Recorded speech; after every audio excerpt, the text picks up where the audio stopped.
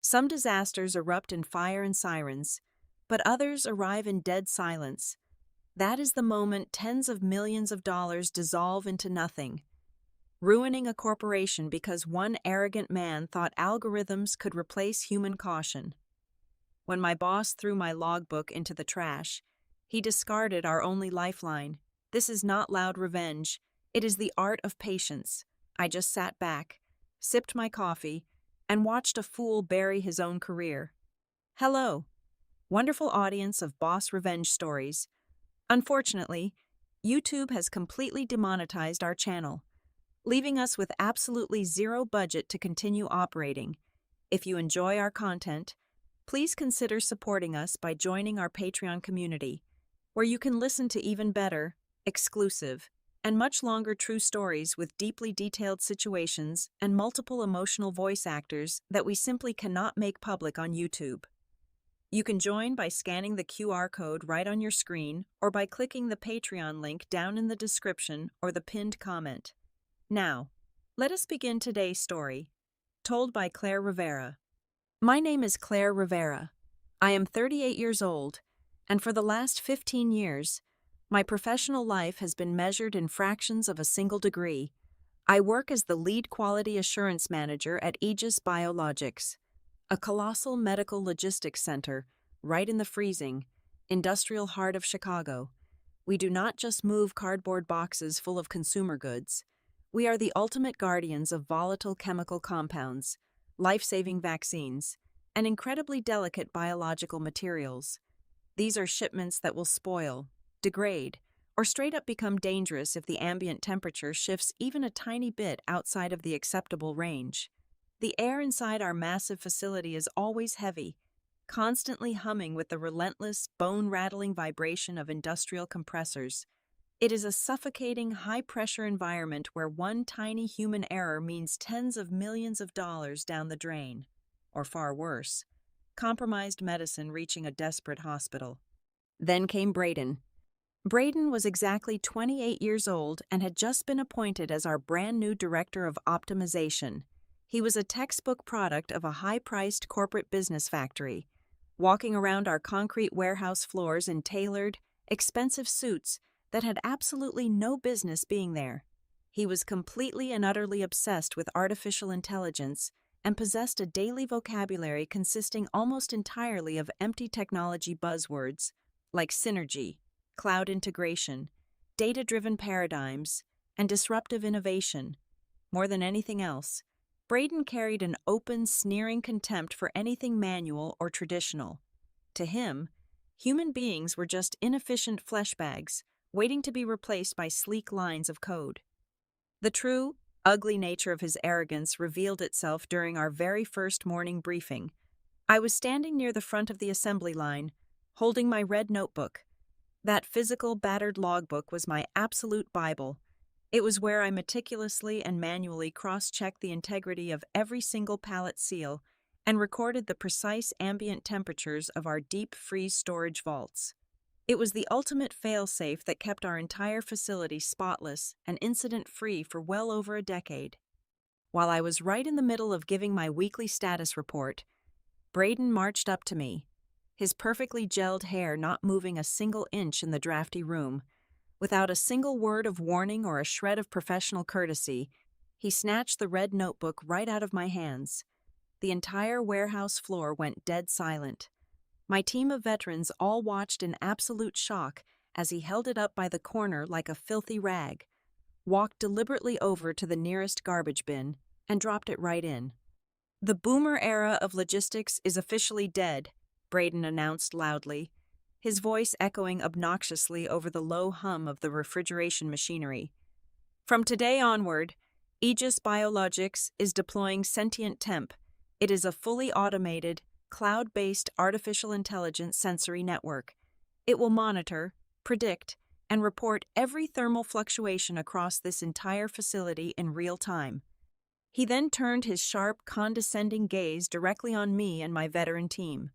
"There will be absolutely no more manual cross-checking. You are completely forbidden from walking the vaults to verify what the cloud already knows. Manual verification destroys productivity.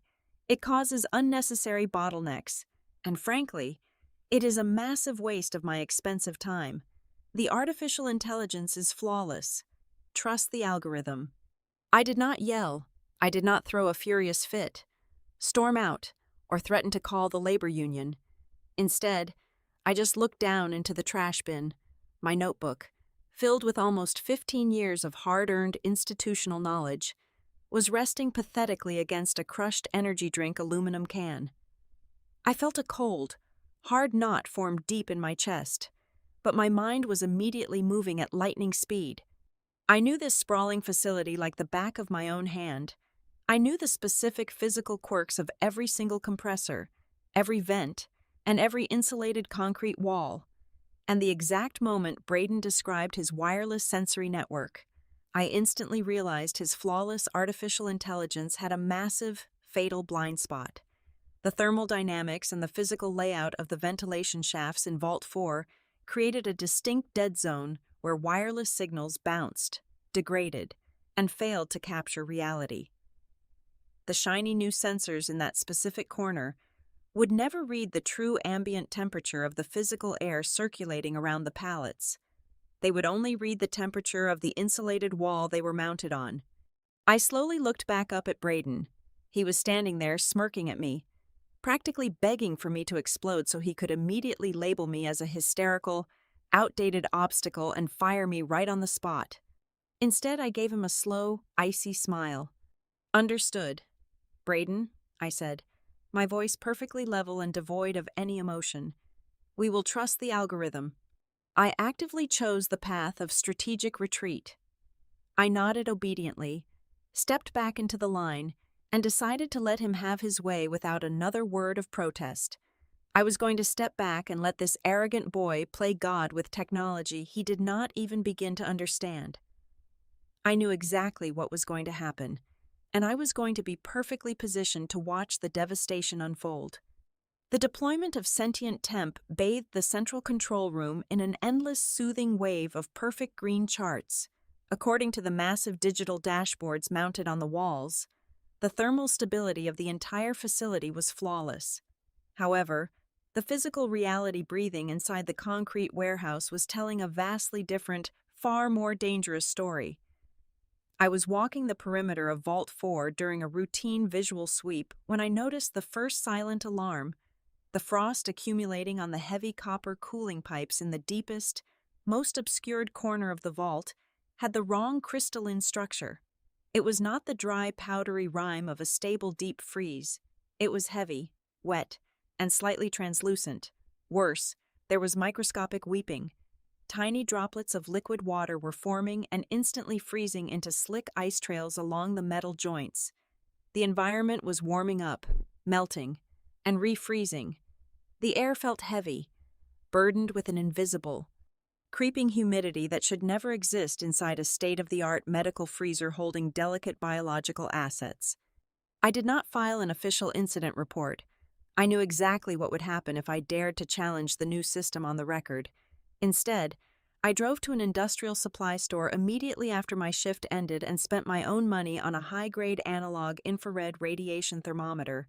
It was a rugged, heavy, old-school piece of equipment that relied on raw physical science, not cloud-based algorithms.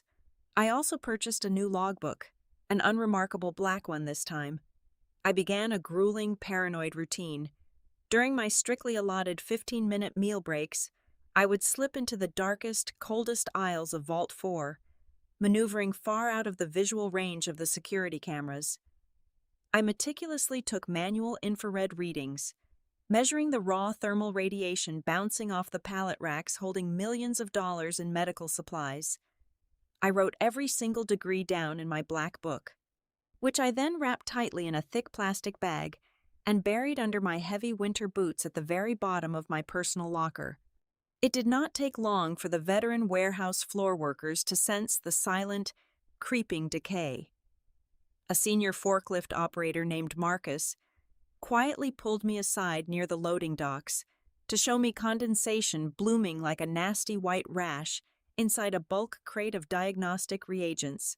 Later that same week, The massive primary compressors mounted on the roof started groaning, letting out a bizarre, choking screech instead of their usual steady, vibrating hum.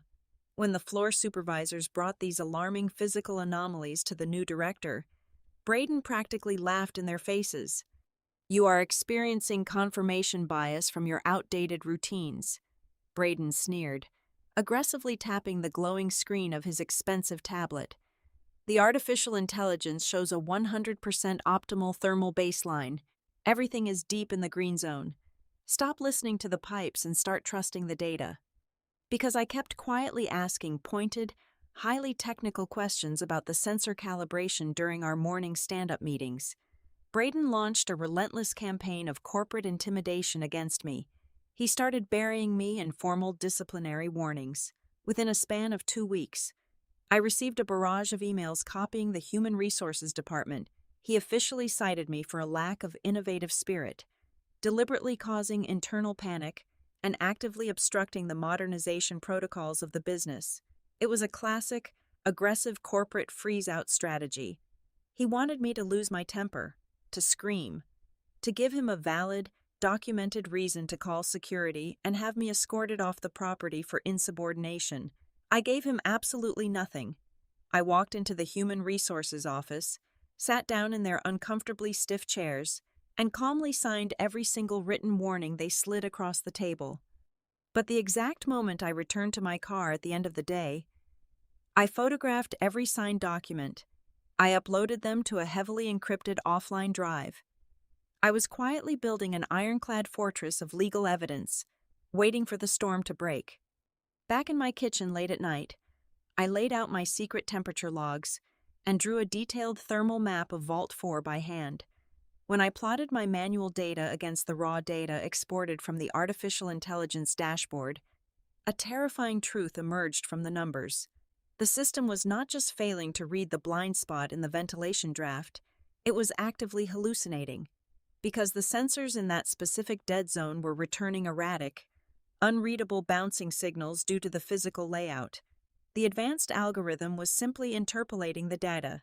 It was mathematically guessing the temperature based on the surrounding, functioning sensors located in the colder zones, and automatically painting the dashboard green to maintain the illusion of systemic perfection. The machine was lying to protect its own parameters. I needed to know why the system was fighting so hard to mask the rising thermal drift instead of triggering a low-level anomaly alert, using an old, unpatched administrative backdoor that the Information Technology Department had forgotten to close during the system migration.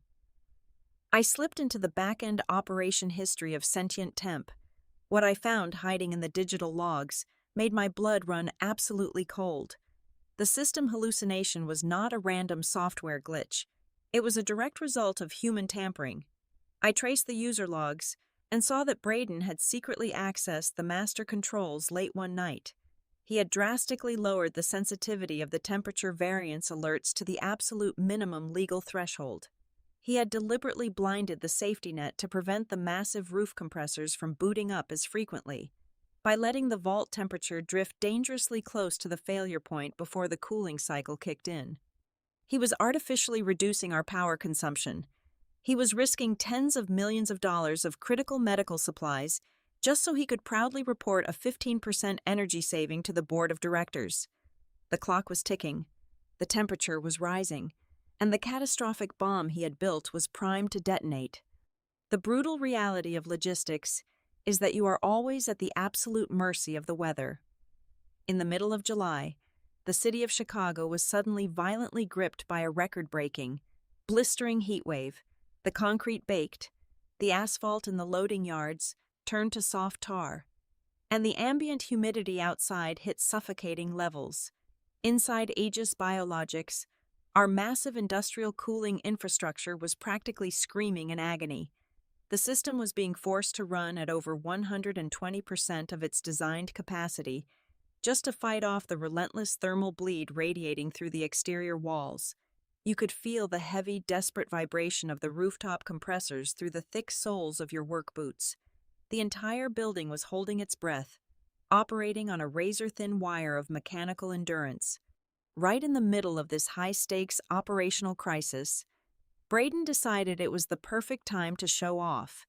He invited an internal corporate public relations film crew straight from the corporate headquarters. They rolled onto the staging floor with hot studio lighting, heavy cameras, and boom microphones, completely ignoring the chaotic reality around them. Braden strutted through the warehouse in a pristine navy suit, looking completely untouched by the oppressive tension in the air. He wanted them to record a promotional video of him effortlessly commanding the entire logistics hub with nothing but casual, elegant swipes of his finger on his glowing tablet. It was a grotesque display of corporate vanity while the actual machinery beneath his feet was begging for mercy. Then, the inevitable physical break occurred. The secondary electrical transformer, the exact unit heavily responsible for driving the massive ventilation exhaust fans dedicated to Vault 4, finally succumbed to the extreme electrical strain. It overloaded with a heavy, muffled thud that echoed deeply through the steel rafters. The circuit breaker violently tripped. In an instant, the primary cooling loop in that specific blind corner of the warehouse completely paralyzed. The heavy, frigid air stopped circulating entirely. Stagnation in a cold chain facility means an immediate, deadly spike in temperature. I looked at my watch. The massive fans remained completely dead for exactly 18 minutes. Yet, because his modified parameters had drastically lowered the sensitivity, and because the local wireless sensors were caught in the dead zone, the cloud synchronization totally failed. The artificial intelligence algorithm simply panicked and defaulted to its hallucinated baseline data. Right on camera, under the bright studio lights, Braden proudly held up his tablet. The dashboard for Vault 4 was a solid, reassuring green. The system was confidently reporting a 100% optimal thermal state, while a disaster was quietly unfolding in the dark. I seized the moment with surgical precision. I walked straight to my terminal on the floor and drafted an official, highly formal email. The language I used was cold, razor-sharp, and impossible to misinterpret. I explicitly warned that a localized ventilation failure had just occurred and clearly stated there was an imminent, critical risk of completely ruining $12 million worth of highly sensitive biological materials residing in Vault 4. I did not just send it to Braden. I carbon copied the entire executive facility management team, the legal compliance board, and the human resources department. I threw a massive, undeniable flare right into the middle of his perfect corporate theater. Less than 2 minutes later, my inbox chimed. Braden had aggressively hit reply all. His response was a masterpiece of gaslighting and toxic corporate panic. He viciously insulted my competence in front of the entire management chain. He called me a paranoid, bitter relic desperately clinging to the past, completely unable to comprehend the flawless nature of modern automation. He emphatically declared that the artificial intelligence data was absolutely correct and that my visual assessment was entirely fabricated. To double down on his authority, he officially ordered the entire shipment in Vault 4 to be immediately sealed, locked down, and prepared for priority outbound shipping first thing the very next morning. A younger, more impulsive version of myself would have marched straight out onto the floor, interrupted his pathetic film shoot, and screamed until my lungs gave out to save those pallets. But I was done fighting a system that desperately wanted to be broken. I printed a hard physical copy of his arrogant email, added it to my encrypted offline dossier, and walked away from my desk. Instead of continuing the argument, I quietly slipped away from the main corridors and moved like a ghost into the freezing, dimly lit aisles of Vault 4. I reached deep into the pockets of my heavy thermal jacket and pulled out a thick stack of chemical temperature indicator strips. These were old school, industrial-grade tools. They relied entirely on basic, irreversible chemical reactions. They required absolutely zero electricity, no wireless network, and no cloud synchronization. If the ambient air inside the pallet touched the critical danger threshold, the pure white chemical strip would permanently bleed into a stark, dark black. The reaction could never be undone or digitally erased. Moving quickly, I sliced open the heavy plastic wrapping of the most valuable pallets in the compromised sector. I shoved the chemical strips deep into the absolute core of the shipments. burying them perfectly beneath the outer protective layers where no casual glance could ever spot them. I meticulously resealed the plastic wrap to make it look entirely undisturbed. When the trap was perfectly set, I took several steps back into the freezing shadows. I leaned against the cold concrete wall, slowly crossed my arms over my chest, and simply listened to the distant, oblivious chatter of the public relations crew. I had officially handed Braden the steering wheel, and now I was going to stand back and watch him drive his flawed, arrogant machine at top speed directly into the abyss. Thursday morning arrived with the heavy, rhythmic hissing of pneumatic air brakes echoing across the staging yard. 5 colossal refrigerated transport trucks were backed up perfectly against the loading docks, their massive diesel engines idling with a low, menacing rumble that vibrated through the concrete floor. The warehouse was operating at maximum velocity. Forklifts were darting between the towering steel racks, preparing to load the specialized biological shipment from Vault 4. Standing elevated on the central control podium, Braden looked like a conquering king. He was casually sipping a green juice, his eyes glued to the massive digital overview dashboard mounted above him. According to the artificial intelligence algorithms dictating his reality, every single thermal metric, every humidity sensor, and every transit parameter was reporting a flawless 100% compliance rate. Then, the heavy industrial security doors at the front of the loading bay violently burst open. It was not a new shift of warehouse workers. It was a highly coordinated squad of federal agents. 6 people wearing sharp windbreakers with the letters of the Food and Drug Administration printed boldly across their backs marched directly onto the active floor. The entire chaotic symphony of the warehouse ground to an immediate, terrifying halt. Forklift operators slammed on their brakes. Conveyor belts were abruptly powered down. The lead federal inspector, a tall, imposing woman with steel-gray hair and a face devoid of any humor, flashed her shiny metal badge at the shift supervisor. They were executing a random, unannounced, zero-notice spot check of our entire logistics operation. She loudly announced to the frozen room that their division had received a highly credible, anonymous tip regarding severe integrity breaches within our cold chain supply network. Braden did not even flinch. He actually smiled. In his deeply delusional mind, this was not a crisis.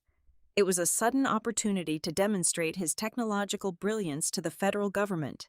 He gracefully walked down from his elevated podium, completely unbothered, carrying his expensive, glowing tablet like a protective shield. He extended his hand to the lead inspector, launching immediately into his heavily rehearsed corporate pitch. He proudly swiped across his screen, attempting to show the federal agents the beautiful, uninterrupted green charts and the perfect cloud data historical logs that his artificial intelligence had generated over the past 48 hours. The lead inspector did not shake his hand.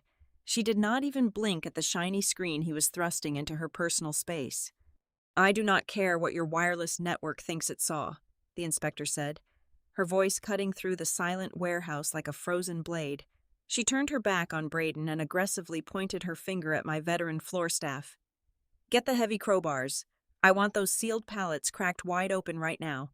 We are conducting a manual visual inspection of the biological membranes at the absolute core of the shipment." A visible wave of pure, unfiltered panic finally flickered across Braden's face. He desperately tried to block the path of the workers, frantically arguing that breaking the pristine, factory-sealed layers would violate the outbound quarantine protocols and drastically reduce their operational efficiency. The inspector completely ignored him, authorizing my team to proceed with the physical breach. The sound of thick wooden crates splintering open and heavy industrial plastic wrap tearing apart echoed like gunshots in the dead quiet room. The federal agents stepped forward, shining high-powered tactical flashlights deep into the dark, frozen center of the pallets. The lead inspector reached in with her gloved hand. When she pulled her hand back out, she was holding the chemical thermal indicator strips I had secretly planted the day before. The horrifying moment of absolute truth crashed down onto the facility. When the protective layers were peeled back, the undeniable physical reality of the situation was exposed to the harsh fluorescent lights. Every single chemical strip, which was supposed to remain perfectly white, had turned completely, irreversibly pitch black. It was the ultimate, unquestionable scientific proof. The deep, dark color confirmed without a shadow of a doubt that the temperature at the very core of the pallet had violently spiked past the extreme danger threshold for nearly 20 minutes during the electrical failure yesterday. The fragile biological structures were completely destroyed. $12 million of critical, life-saving medical supplies were instantly reclassified as nothing more than highly toxic garbage. The lead inspector hit a button on her radio, barking a harsh command. A moment later, the deafening, ear-piercing wail of the facility-wide red alarm sirens began to scream. The blinding red strobe lights mounted on the ceiling spun wildly, casting aggressive shadows across the warehouse. The federal agent turned to Braden and formally announced that the Food and Drug Administration was immediately, indefinitely suspending the outbound shipping license of Aegis Biologics. The facility was officially locked down. For the very first time since he walked into my building, Braden broke. The arrogant, untouchable boy in the tailored suit physically crumbled. His face turned a sickening shade of pale gray, drained of all blood. Heavy sheets of cold sweat instantly soaked his collar. He dropped his tablet onto the concrete floor, the glass screen shattering into jagged pieces. He began to hyperventilate, his eyes darting wildly around the room as he started loudly, pathetically stuttering. He screamed at the forklift drivers, blaming the men in hard hats. He screamed about software bugs, frantically pointing his shaking fingers at the ceiling, desperately trying to blame the cloud, the coders, the weather, anything but his own fatal arrogance. Amidst the absolute, unmitigated chaos erupting all around me, I did not move a single muscle. I stood silently in the dark shadows of the far corner, leaning comfortably against a steel support beam. I kept my arms casually crossed over my chest, breathing in the cold air. I calmly reached into my pocket, pulled out a small pen, and quietly noted the exact time in my head. I was witnessing the precise, spectacular moment a foolish man's career shattered into a million irreparable pieces, and it was the most beautiful disaster I had ever seen. The fallout was instantaneous and merciless. By midnight, a sleek private corporate jet had touched down on the tarmac at the Chicago airport. Marcus Vance, the chief executive officer of the entire global enterprise, had flown in directly from New York. He did not arrive to offer comfort. He walked through the front doors of Aegis Biologics, flanked by a menacing phalanx of elite corporate defense attorneys and crisis management specialists. The atmosphere inside the facility had shifted from absolute panic to the grim, suffocating silence of a criminal investigation. We were entirely confined to the primary glass-walled conference room, suspended directly above the darkened staging floor. The air inside the room was heavy, thick with the smell of stale coffee and impending doom. Braden was sitting across from me, a completely broken man. However, trapped animals are always the most dangerous. In a state of sheer, blind desperation, he attempted to throw one final, filthy punch. He connected his spare laptop to the projector and threw a series of freshly generated digital activity logs onto the main screen. He slammed his hand on the polished oak table, pointing a shaking, accusatory finger directly at my face. "She did this," Braden shouted, his voice cracking with hysteria. "Claire deliberately sabotaged the cold chain. These logs show anomalous physical entry near the pallets. She secretly sliced open the protective barriers and planted those chemical indicators to intentionally fail the inspection. She wanted to frame me. She wanted to destroy my career because she is utterly incapable of adapting to the future." The entire room went completely silent. The heavy breathing of the corporate attorneys was the only sound echoing off the glass. Chief Executive Officer Marcus Vance slowly turned his head, his eyes, cold and evaluating like a predatory bird, locked onto me. He leaned forward, lacing his fingers together. "I want your full explanation, Claire, right now," Marcus demanded quietly.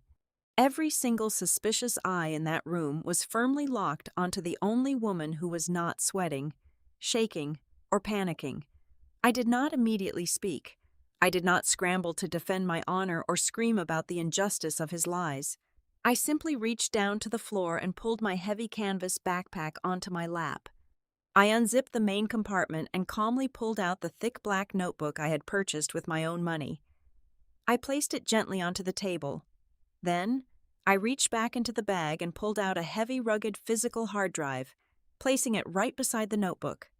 "What you are looking at on that screen," I said, my voice steady and completely devoid of fear, "is a fabricated narrative generated by an artificial intelligence attempting to cover up a physical anomaly. What I have brought to this table is the unfiltered truth.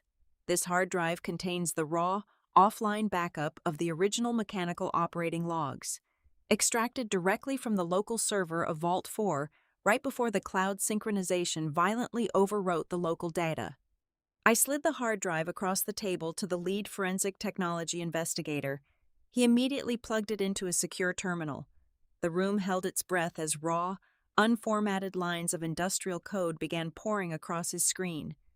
"If you look at the raw physical data," I continued, pacing my words to let the gravity sink in, "you will see that the algorithm was completely blind to the localized thermal spike due to signal degradation in the ventilation drafts. But that is not the real crime here." I stood up, walked to the projector, and tapped a specific string of code that the investigator had just pulled up from my drive. "Look right here. This is an administrative login protocol. Exactly 24 hours ago, Braden used his master executive credentials to manually access the historical archive. He intentionally deleted the precise 18-minute window where the secondary power transformer failed.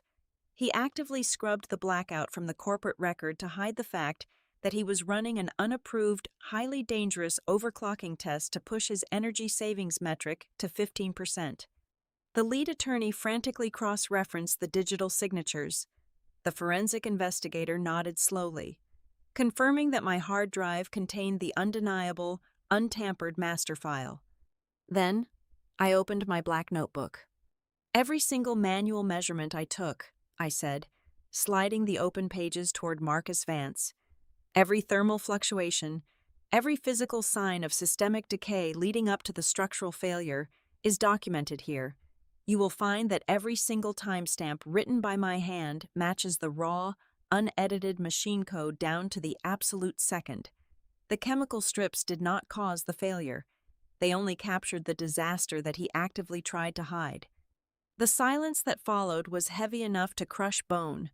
The ironclad logic of the physical evidence violently shattered Braden's pathetic attempt at a frame-up. His digital lies dissolved completely under the harsh light of undeniable, analog reality. Marcus Vance sat frozen in his leather chair. The cold eyes of the chief executive officer slowly shifted from the glowing, fabricated green charts on the projector screen down to the meticulously handwritten numbers in my notebook. You could physically see the realization washing over him. He was recognizing the infinite, catastrophic stupidity of blindly trusting a flashy algorithm, and the absolute, irreplaceable value of a true, grounded human expert. Marcus Vance did not raise his voice. He did not grant Braden the dignity of a screaming match or a dramatic corporate exit. He simply turned his head and gestured to the heavy-set corporate security team waiting just outside the glass doors. "Strip his access badge, confiscate his tablet, and escort him off the premises immediately," Marcus ordered, his voice dangerously quiet and commanding. "Then, contact our federal legal team. We are filing immediate criminal charges for commercial data fraud, reckless endangerment, and the deliberate destruction of corporate assets." Braden was dragged out of the room by his arms.